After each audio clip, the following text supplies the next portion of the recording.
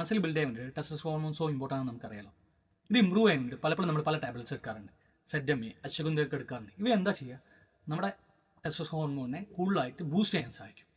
ഇപ്പോൾ ഒരു ബാറ്ററി അതിൽ 70% മാത്രമേ വർക്ക് ചെയ്യുന്നുള്ളൂ, 30% വർക്ക് ചെയ്യുന്നില്ല. അങ്ങനെയാണെങ്കിൽ ഈ 70% മാത്രമേ ബൂസ്റ്റ് ചെയ്യുന്നുള്ളൂ. എങ്ങനെ നമ്മുടെ ബോഡിയിൽ കൂടുതൽ നല്ല രീതിയിൽ ടെസ്റ്റ് ഹോർമോൺ റിലീസ് ചെയ്യും? അതിനു മുമ്പ് നിങ്ങൾ അറിഞ്ഞിരിക്കേണ്ടേ ഈ സെക്സ് ഹോർമോണായ ആണിനും പെണ്ണിനും ഈസ്ട്രോജൻ, ടെസ്റ്റ് ഹോർമോൺ, പ്രൊജസ്ട്രോൺ ഒക്കെ പ്രൊഡ്യൂസ് ചെയ്യണമെങ്കിൽ നമുക്ക് കൊളസ്ട്രോൾ വേണം. കൊളസ്ട്രോളിൽ നിന്നാണ് ഇവയൊക്കെ റിലീസ് ചെയ്യുന്നത്.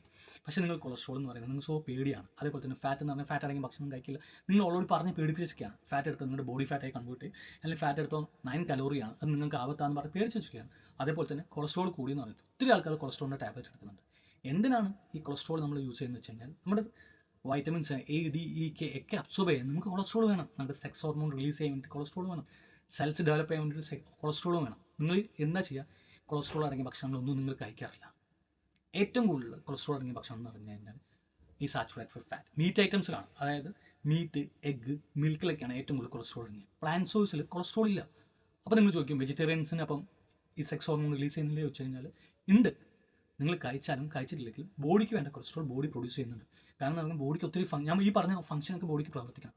പക്ഷേ നിങ്ങൾ പുറത്തുനിന്ന് എടുക്കുന്നതാണെങ്കിൽ നല്ല രീതിയിൽ നിങ്ങൾക്ക് നിങ്ങളുടെ ഹോർമോൺ പ്രവർത്തിക്കാൻ വേണ്ടിയിട്ട് സഹായിക്കും. ഇപ്പം ടെസ്റ്റോസ്റ്റെറോൺ എന്ന് പറയുന്ന ഹോർമോൺ അത് ഒരു പുരുഷന്റെ ശരീരത്തിൽ ഏറ്റവും ഇമ്പോർട്ടന്റ് ആയിട്ടുള്ള ഒരു സാധനമാണ്. ഈ ടെസ്റ്റോസ്റ്റെറോൺ എങ്ങനെയാണ് അത് കുറഞ്ഞു പോകുന്നത്? അതായത് പുരുഷ ശരീരത്തിൽ ഇപ്പോൾ ഒരു പ്രായം കഴിയുമ്പോൾ അത് കുറയുന്നു, ഓക്കെ, ഒരു 45+ അല്ലെങ്കിൽ 50+ വരുമ്പോൾ ഇതിന്റെ ലെവൽസ് കുറയും. അതല്ലാണ്ട് ഇപ്പൊ ചെറിയ പ്രായം കുറഞ്ഞ പയ്യന്മാരിൽ ഉൾപ്പെടെ അതിന്റെ ലെവൽസ് കുറയുന്നുണ്ടെങ്കിൽ അതിന്റെ റീസൺസ് എന്തൊക്കെയാണ്? ഈ ടെസ്റ്റോസ്റ്റെറോണിന്റെ പ്രിക്കഴ്സർ എന്ന് പറയുന്നത് ടെസ്റ്റോസ്റ്റെറോൺ ഉൽപ്പാദിപ്പിക്കപ്പെടുന്നത് എന്തിൽ നിന്നാണ്? അത് കൊളസ്ട്രോളിൽ നിന്നാണ്. നമ്മൾ കൊളസ്ട്രോൾ നമ്മൾ പറയുന്ന സാധനം നമ്മൾ കൊളസ്ട്രോൾ ചെക്ക് പോയി, കൊളസ്ട്രോൾ ചെക്ക് പോയി.